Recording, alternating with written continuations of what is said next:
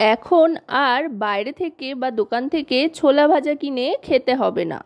কাঁচা ছোলা বাড়িতেই কিনে এনে গরম গরম ছোলা ভাজা বাড়িতে বানিয়ে হাতে গরম খেতে আরম্ভ করুন। যেমন অসাধারণ খেতে, বানানো কিন্তু তেমন খুবই সহজ।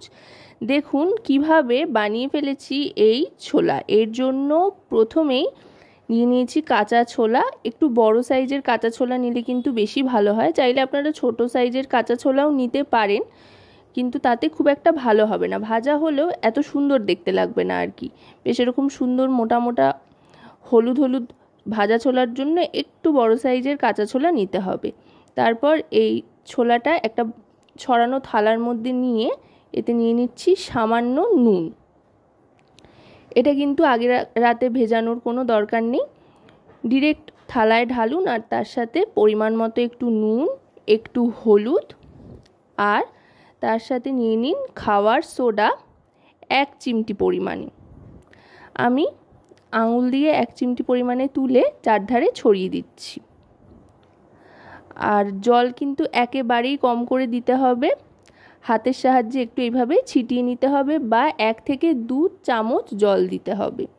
তারপরে নুন, হলুদ, খাওয়ার সোডা আর জল দিয়ে এভাবে মাখিয়ে নিতে হবে পুরো ছোলাটাকে।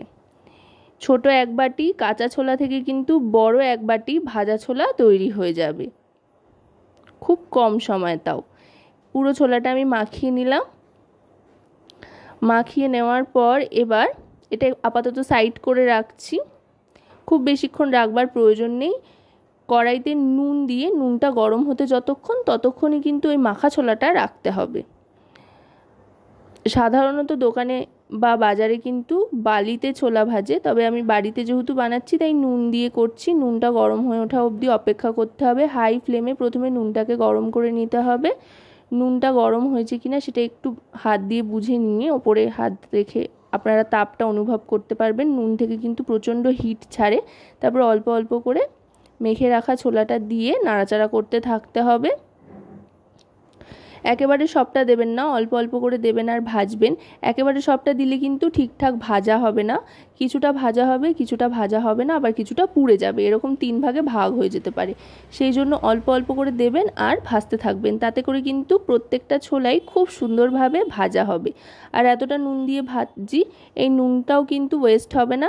এই নুনটাও কিন্তু পরে আপনারা ঠান্ডা করে রান্নার জন্য ব্যবহার করতে পারবেন। দেখুন কথায় কথায় কিন্তু ছোলাগুলো ভাজা হয়ে গিয়েছে, পটপট করে ফুটতে আরম্ভ করেছে। আর দেখুন কত সুন্দর বড় বড় ছোলা হয়ে গিয়েছে, একদম দোকানের মতো মচমচে দারুণ মজাদার ছোলা ভাজা কিন্তু তৈরি।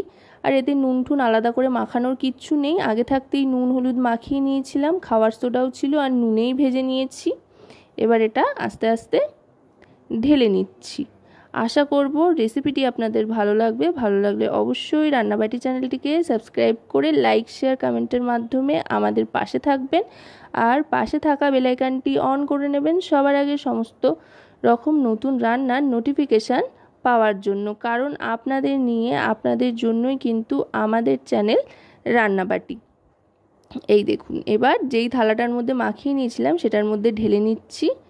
দেখুন কতটা ছোলা ভাজা হয়েছে, আর দেখতেও কিন্তু একেবারে দোকানের মতোই হয়েছে, আর খুব ফুসফুসে হয়েছে। আর ছোলা কিন্তু অনেকক্ষণ গরম থাকে, তাই এটা একটু হাওয়ায়, খোলা হাওয়ায় রেখে খানিকক্ষণ রুম টেম্পারেচারে আসলে তারপরে আপনারা কিন্তু এটা অনেক দিন অবধি স্টোর করে রেখে ইচ্ছে মতো খেতে পারেন, শুধু অথবা মুড়ির সাথে, যেভাবে খুশি।